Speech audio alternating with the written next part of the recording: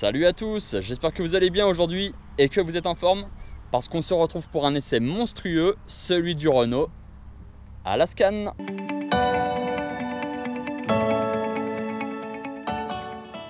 Regardez ce mastodonte, 5,40 m de long, 1,85 m de large, 1,84 m de haut, un poids de plus de 2 tonnes, 2 tonnes et 86 kg à vide pour être exact. C'est vraiment énorme, c'est la première fois que j'ai entre les mains un véhicule aussi imposant. Alors pour faire les présentations, ici on est sur un modèle 4x4, on va pouvoir se régaler sur les petits chemins de campagne je pense. Un moteur diesel de 190 chevaux DCI avec une boîte auto BVA à 7 rapports. Au niveau des finitions, on est sur la finition intense. Des 4 finitions disponibles sur ce véhicule, c'est la plus haute. Alors, première chose, cette calandre monstrueuse, et je pèse mes mots, elle est vraiment monstrueuse quand on est face à ce capot, à cette largeur de véhicule, à ce gros logo Renault là. On a cette signature en C là, LED, qui est vraiment sympathique, qui donne un aspect un peu sport, un peu agressif au véhicule. Des feux LED aussi, hein, ici sur cette finition, vraiment très sympa, ça éclaire bien, c'est efficace.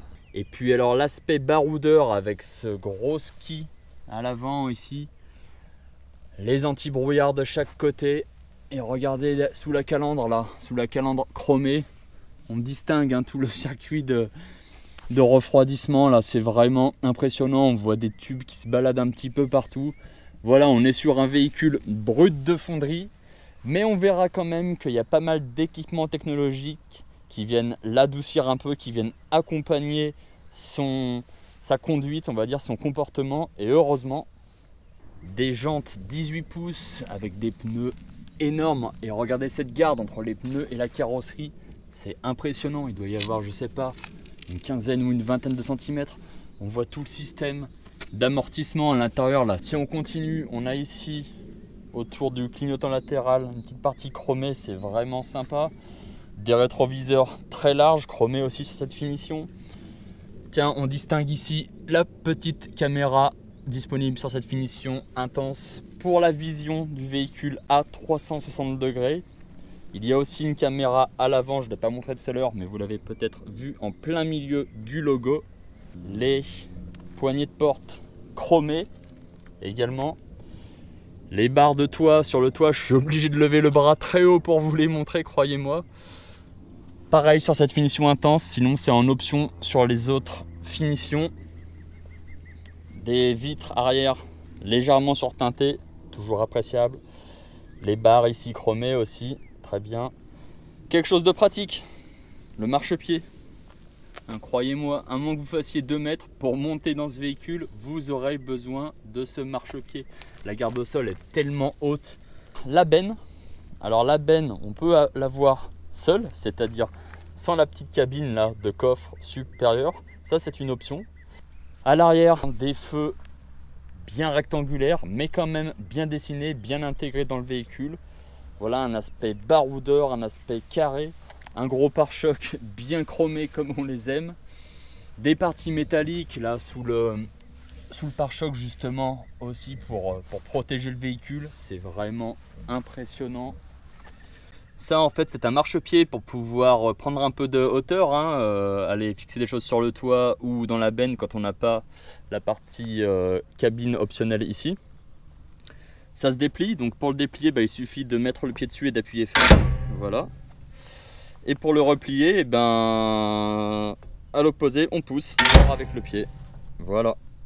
Là aussi, une caméra pour la vision à 360 degrés. Et en plus de la caméra, à l'arrière, les radars de recul indispensables quand on a un véhicule de cette taille-là. Et à l'avant comme à l'arrière, des garde-boue là, hop, pour éviter d'avoir trop de projection sur la carrosserie. Bref, vous l'aurez compris, un véhicule qui ne fait pas dans le détail, pas de concession.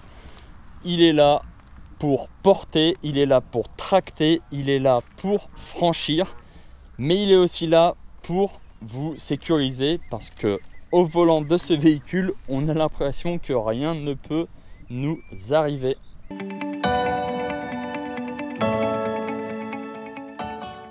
Allez, je vous propose d'embarquer à bord de cette énergumène. Alors pour faire ça, plusieurs options. On a heureusement une clé avec les boutons de verrouillage, déverrouillage classiques. Sinon, il suffit de s'approcher du véhicule et en s'approchant, on peut venir appuyer sur le petit bouton qu'on voit ici, disponible aussi sur la poignée passager. Le véhicule se déverrouille et on peut monter à bord. Alors à bord, pas trop de chichi. Ici, je rappelle qu'on est sur une finition intense, la finition la plus haut de gamme, on va dire, pour ce véhicule. Donc on a quand même des choses assez sympathiques, hein. Déjà, on remarque les sièges sont en cuir. Voilà, c'est plutôt bien, avec des petites surpiqûres blanches, c'est très sympa. On a des sièges chauffants. Le siège conducteur est réglable électriquement. On voit les petits boutons ici, hein. Allez, on monte. Alors pour monter, je vous conseille fortement d'utiliser le marchepied, sinon ça peut être un petit peu compliqué. Comme ça, OIS, on prend le volant et on s'assoit et on est bien installé. Alors au niveau conducteur, je vais pas trop parler du compteur de vitesse et du compte-tours. Par contre, au milieu, vous voyez un petit écran assez sympathique, un écran 3 dimensions. On peut voir le véhicule en fait en 3 dimensions, c'est sympa, avec différentes informations, l'orientation, la consommation. Donc consommation, moi ici, elle est indiquée à 9,7 litres, vous voyez, pour ce moteur DCI 190 chevaux. Bon, voilà pas mal d'infos sur cet ordinateur de bord. Voilà, quelque chose de plutôt fonctionnel, de bien pratique ici. Pilotage de l'écran, pilotage de la radio aussi. Ici, pilotage de la régulation de vitesse, des communications. On peut appairer un téléphone en Bluetooth au véhicule. Commande électrique des vitres disponibles ici, des 4 vitres. Et au centre, un écran tactile. Donc pour être honnête, c'est pas le meilleur que j'ai vu, hein. Mais voilà, il est très fonctionnel, pratique, un peu dans l'idée générale du véhicule, hein, on va dire quelque chose de simple et robuste. En revanche, quand même, cet écran, il met à disposition quelques technos qui sont, je pense, indispensables pour ce type de véhicule, et notamment ce petit bouton, la caméra. Quand j'appuie dessus, hop, je vois la caméra arrière sur cette partie de l'écran, hein, avec, quand je tourne le volant, le déplacement de la trajectoire. Mais encore plus pratique, ici, je ne sais pas si vous voyez bien, mais les caméras 360, donc les 2 caméras des rétroviseurs, la caméra à l'avant au centre du logo et la caméra à l'arrière que je vous ai montré tout à l'heure. C'est quand même très pratique. On arrive à voir le volume du véhicule dans son environnement. On a en plus, quand on s'approche de quelque chose de dangereux, des indications au niveau des radars qui s'affichent là, avec des couleurs qui se mettent, qui clignotent. Donc ça, c'est vraiment pratique, et l'écran tactile, il a au moins cette utilité là, c'est de vous aider quand vous manœuvrez. Sous l'écran, la clim auto bizone. Ici, vous avez un bouton assez important. Ce bouton, en fait, c'est un sélecteur. Vous pouvez choisir votre mode de transmission. C'est-à-dire que ici, on est sur un véhicule 4x4. Par défaut, on est en 2 roues motrices, donc c'est de la propulsion, c'est pour la conduite, on va dire, de tous les jours. Ici, vous avez un mode 4H qui est activable jusqu'à 60 km/h et qui permet, on va dire, de sortir de situations un peu précaires. Voilà, si on a du mal à adhérer sur de la boue, sur un environnement un peu humide, etc. Donc quand on le configure, on voit sur le tableau de bord, on a un dessin en bas à droite qui change. Là, on sait qu'on est en 4 roues motrices. Si je passe en 2 roues motrices, hop, on voit que c'est les 2 roues arrière qui vont driver le véhicule. Et le 4LO, donc lui, il est activable uniquement quand on est à l'arrêt. Il faut pousser, tourner, et là, on est en 4 roues motrices, on va dire ultra performante, c'est vraiment pour se sortir de situations désespérées là. C'est quand on est, je sais pas, sur de la neige, dans du sable, etc. Donc là, on va dire que c'est le mode un peu sauvez-moi. Voilà, sinon écoutez, quelque chose quand même d'assez confortable, hein. On a des rangements partout, on a des vides-poches, voilà, assez profonds. On a une boîte à gants ici, pas très grande, mais heureusement on a des rangements ailleurs. On a ici, voilà, un petit vide-poche. On a le boîtier pour les lunettes dans le plafonnier. On a là des choses pour poser des clés, des cartes, des badges assez grands. Un double porte-gobelet ici. Hop, sous la coudoir aussi, un beau rangement ici avec un volume intéressant. Et puis le confort finalement, il vient surtout de la position de conduite, hein. Quand on est là, on est bien au-dessus de tout le monde, croyez-moi. On a la visu sur ce long capot là, interminable, c'est impressionnant. Alors là, on est sur un, faut le noter quand même, un pick-up double cabine. C'est pas toujours le cas des pick-up. Donc c'est-à-dire qu'on a des vraies places à l'arrière. Des fois la benne arrive jusque derrière les sièges avant. Donc à l'arrière, on a beaucoup de place, hein, croyez-moi. On a un plancher qui est assez haut. Donc on a finalement les genoux qui remontent un peu. On est bien installé, hein, y a pas grand chose à dire. Pour moi, on a 2 places et demie, hein, celle du milieu est un peu serrée. Par contre, l'avantage sur celle du milieu, c'est qu'on n'a pas de colonne, hein. Vu que le plancher est déjà haut, en fait, il n'y a pas de différence, on est plat, hein, enfin quasiment plat, pour les pieds de la personne qui serait au milieu. Non, c'est pas mal fait, hein, pour un véhicule qu'on peut penser un peu utilitaire. On est globalement quand même bien installé partout.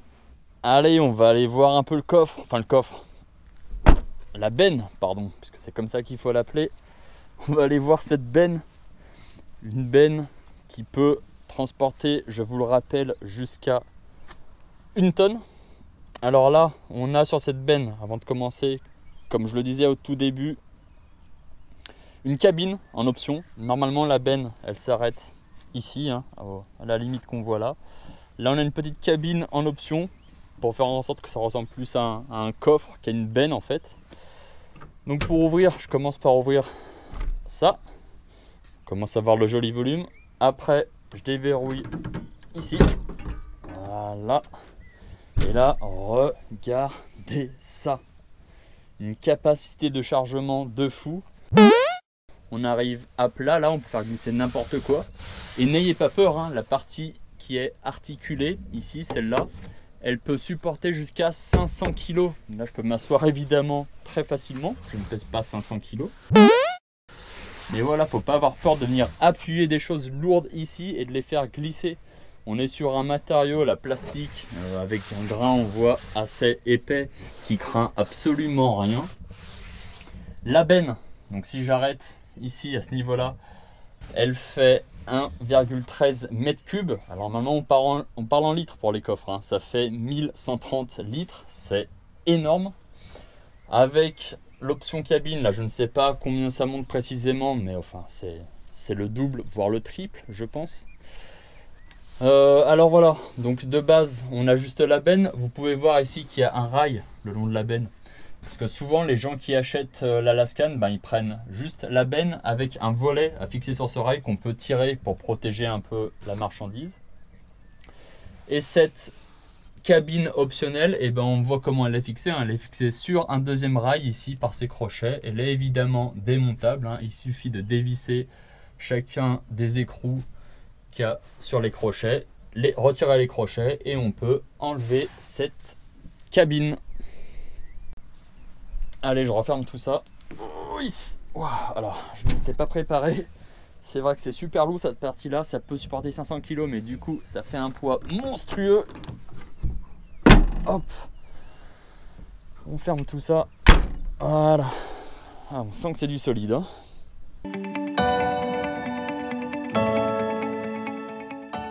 Alors, pour ouvrir le capot, il y a un petit levier ici. Hop, la guêpe. Il y a un petit levier qu'on sent ici là qu'il faut pousser sur la gauche et après on peut lever le capot. Voilà, une fois ouvert, alors on tombe sur ce gros moteur, donc ici le DCI 190 chevaux. Alors au niveau motorisation, c'est pas compliqué, on a juste un deuxième de disponible, un autre moteur, qui est un diesel aussi, un DCI de 160 chevaux, associé à une boîte manuelle à 6 rapports. Bon, pas grand chose à dire, hein, si ce n'est que le niveau pour atteindre le moteur est très haut. Là, moi, la hauteur du moteur atteint mon nombril. Hein. Pour être honnête, j'aurais du mal à me pencher complètement sur le moteur. Il me faudrait un tabouret ou une chaise, je pense. Voilà, c'est super haut.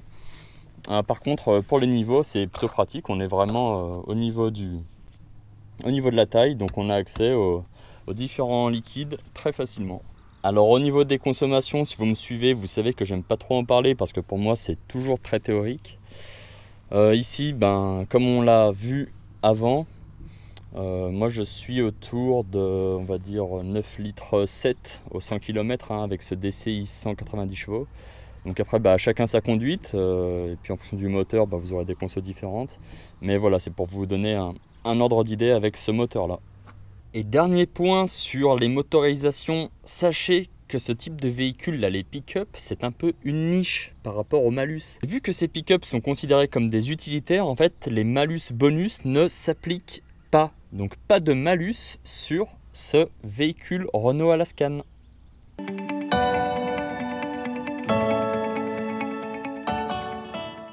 Allez, on va aller s'amuser un peu dans la terre et sur l'herbe. J'ai trouvé un petit terrain là un peu bosselé, on va voir ce que ça donne.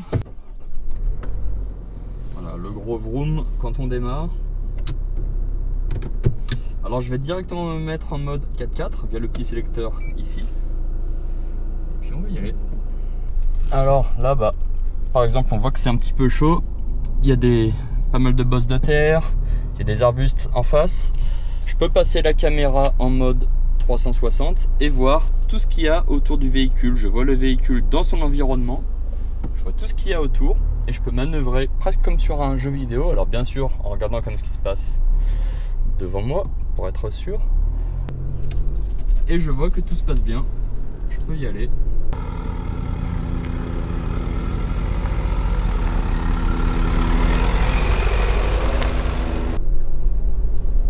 Hop, alors ça secoue un peu, mais l'Alaskan, il passe bien, ça lui fait pas peur. Affronter la nature, affronter les bosses, les pierres, là il y a pas mal de pierres. Il le vit très bien.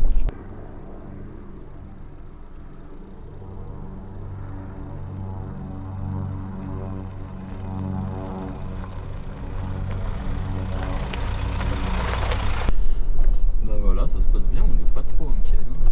Certes, ça secoue un petit peu, mais rien qui n'effraie cet Alaskan.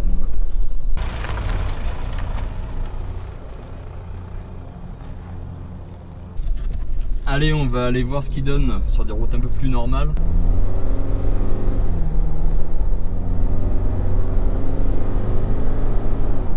Voilà, quand on accélère un peu fort, on l'entend le moteur. Alors c'est pas aussi beau que les V6 ou les V8 des pick-up américains, mais il a quand même un certain bruit grave qui va bien avec le véhicule, je trouve.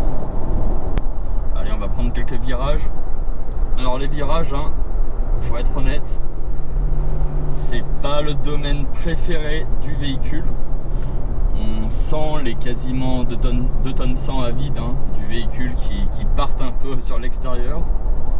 Il y a du roulis, on le sent aussi le roulis. Mais voilà, par rapport au gabarit du véhicule, par rapport à son poids, sa hauteur, fallait s'y attendre. On ne conduit pas ce type de véhicule comme on conduit une petite citadine, une Clio par exemple.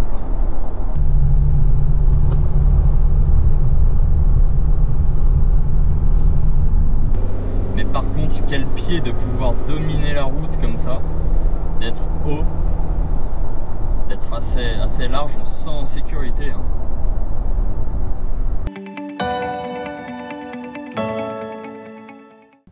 Alors avant de conclure, n'oubliez pas, si l'essai vous a plu, de vous abonner à ma chaîne et de cliquer sur la petite cloche pour activer les notifications des prochaines vidéos. Mettez aussi un petit j'aime, ça me ferait plaisir. Avant de conclure aussi, je tiens à remercier chaleureusement la concession RRG Lyon Sud pour le prêt du véhicule. Merci beaucoup. Maintenant, sur le véhicule, alors je vais commencer par ce que j'ai pas aimé. Ce que j'ai pas aimé, ben, vous êtes rendu compte pendant l'essai, je pense, hein, c'est le comportement dans les virages. Voilà, on sent quand même les 2 tonnes. On a un véhicule qui tire un peu vers l'extérieur des virages, qui prend un peu de roulis. Bon, c'est normal, hein, vu le gabarit, vu le poids du véhicule. Maintenant, à côté de ça, ben, y a beaucoup de choses qui m'ont plu. Moi, déjà, j'ai adoré, si je reste sur la conduite, ben, la hauteur, être un peu au-dessus de tout, là, et se sentir en sécurité, c'est vraiment appréciable. J'ai apprécié le confort. C'est un véhicule qui est quand même assez confortable, même très confortable. J'ai vraiment apprécié pouvoir aller dans des chemins un peu, voilà, un peu bosselés, être serein sur ce genre de chemin.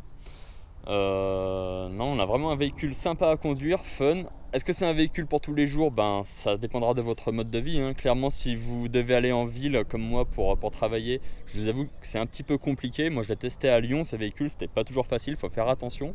Mais par exemple, c'est un véhicule qui pourrait bien plaire aux artisans, ça, hein. Plutôt que d'avoir une camionnette, par exemple, ou un fourgon, et ben, pourquoi pas avoir un pick-up pour à la fois travailler et puis ben, partir en week-end avec sa famille, par exemple, hein. Mais voilà, je me suis quand même régalé sur cet essai, c'était vraiment sympa d'essayer ce type de véhicule.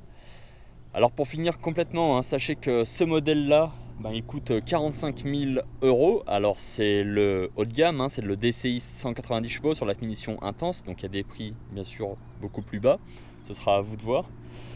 Voilà, et c'est vraiment fun, moi un véhicule qui me plaît bien, mais peut-être pas pour ma vie de tous les jours. Bon, quoi qu'il en soit, j'espère que vous avez apprécié la vidéo. Si c'est le cas, ben, abonnez-vous, mettez un petit j'aime. Et bien sûr, je vous dis à très bientôt pour de nouveaux essais. Et d'ici là, portez-vous bien. Ciao!